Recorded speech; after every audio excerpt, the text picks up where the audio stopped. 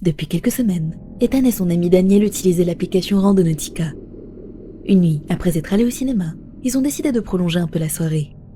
Le film n'avait pas fini trop tard, alors ils ont eu l'idée d'aller manger un morceau et d'utiliser l'application pour explorer un endroit étrange. Après une recherche de lieux inquiétants, l'application leur a indiqué une destination. L'endroit en question se trouvait dans un coin isolé de l'autoroute. Ils ont dû s'arrêter près d'une aire de repos abandonnée pour suivre à pied, car il n'y avait plus de route menant jusqu'au point indiqué par l'application. Ethan et Daniel ont avancé en direction des bois et ont escaladé une vieille clôture rouillée. Ils ont continué à marcher, et d'après l'application, ils devaient encore marcher environ 5 minutes avant d'arriver. Ils étaient préparés et avaient emporté des lampes torches, car ils avaient pris l'habitude de faire ce genre d'exploration. Ils ont fini par atteindre l'endroit indiqué, et c'était une cabane. Il était difficile de savoir si elle était abandonnée ou encore utilisée par quelqu'un. Daniel a demandé s'il devait entrer pour y jeter un œil. Ethan a hésité. Il se demandait si c'était une bonne idée, car c'était peut-être la propriété de quelqu'un. Mais Daniel a fini par le convaincre d'aller voir. Il n'y avait aucune voiture autour, ni aucune lumière à l'intérieur. De plus, ils étaient en pleine nature, loin de tout. Ethan a fini par céder.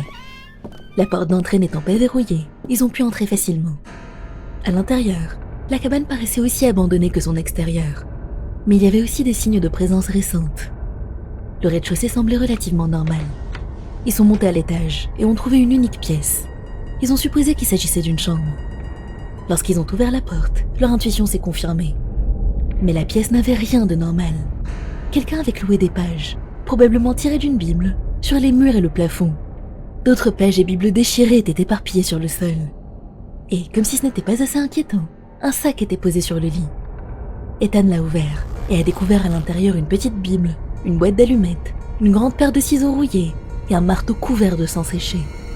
Il a immédiatement montré le contenu du sac à Daniel, qui lui a soufflé qu'il devrait peut-être partir de là. Alors qu'il descendait les escaliers, Daniel l'a soudainement arrêté et lui a chuchoté de se taire. En tendant l'oreille, ils ont entendu des voix d'hommes, non loin. Ethan a alors remarqué, à travers la fenêtre, plusieurs faisceaux lumineux au milieu des arbres. 6 ou 7 lampes torches s'approchaient de la cabane. Sans un bruit, ils ont rebroussé chemin et sont ressortis par la porte d'entrée. À peine dehors, ils ont commencé à courir en direction de la voiture. Ils ont franchi la clôture et ont démarré sans attendre, prenant la route du retour. Plus tard dans la nuit, Daniel a envoyé un message à Ethan, avec une capture d'écran d'un article de presse publié 2 jours plus tôt. Un homme retrouvé sauvagement assassiné chez lui.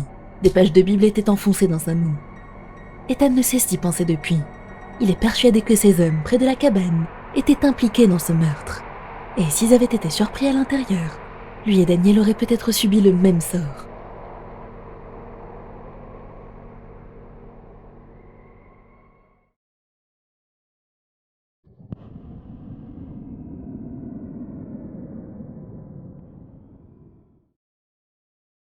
Anthony travaillait comme représentant technique du service client dans une entreprise bien connue aux Philippines.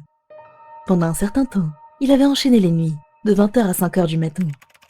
Parfois, il se sentait épuisé et lassé, car il répétait sans cesse la même routine.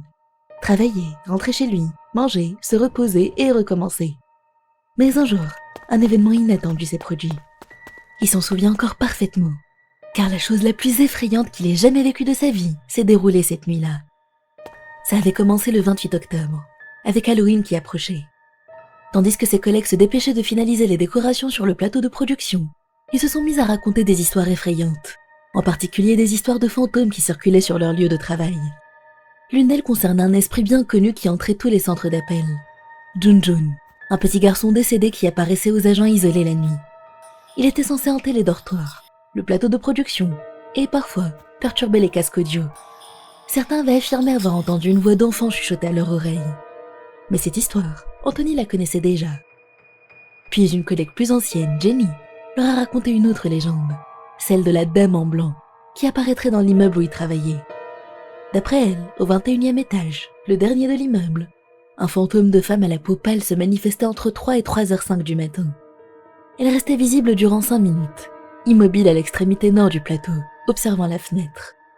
Il était dit que si quelqu'un la voyait, il ne devait faire aucun bruit, éviter de croiser son regard, et surtout ne pas attirer son attention. Jenny a affirmé qu'un ancien employé, après l'avoir vue, avait brusquement démissionné. Mais personne n'a pris cette histoire au sérieux, car aucun d'entre eux ne l'avait jamais croisée. Puis le jour de cette histoire, le 6 novembre 2022 précisément, Anthony se retrouvait seul. Tous ses collègues avaient demandé à partir plus tôt, et leur demande avait été acceptée. Lui, en revanche, était resté pour faire des heures supplémentaires, ayant des factures à payer. Impossible de se permettre un moment de répit. Leur horaire habituel était de 20h à 5h, mais cette nuit-là, il s'est retrouvé seul dès 1h du matin. C'était un dimanche, et la plupart des employés étaient en congé.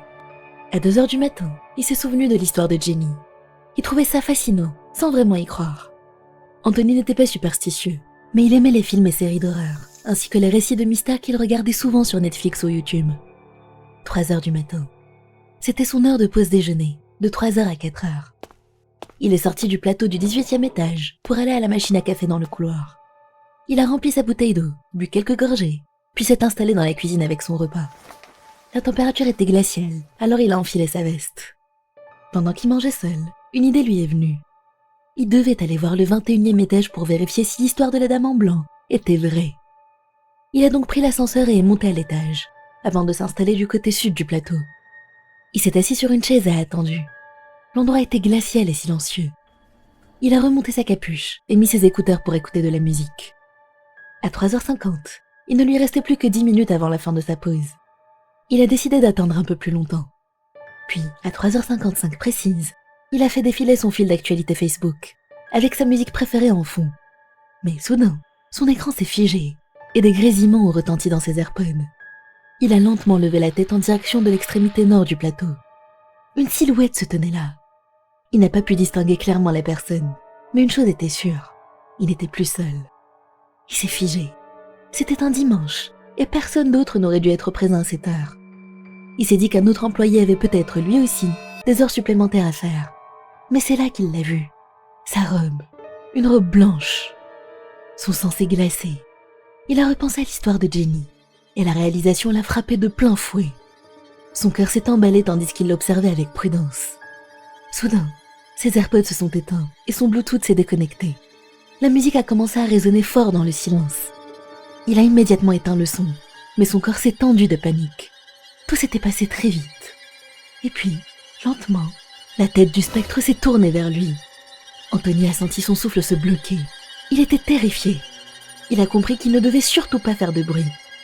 Il s'est laissé glisser au sol et a commencé à ramper en direction de la sortie. Et ne l'a pas vu. Il a atteint l'ascenseur, appuyé frénétiquement sur le bouton, et la porte s'est finalement ouverte. Il s'est précipité à l'intérieur. Mais alors qu'il levait la tête vers le long couloir qui menait à l'ascenseur, son regard est tombé droit sur elle, et se tenait au bout du couloir, fixant directement Anthony.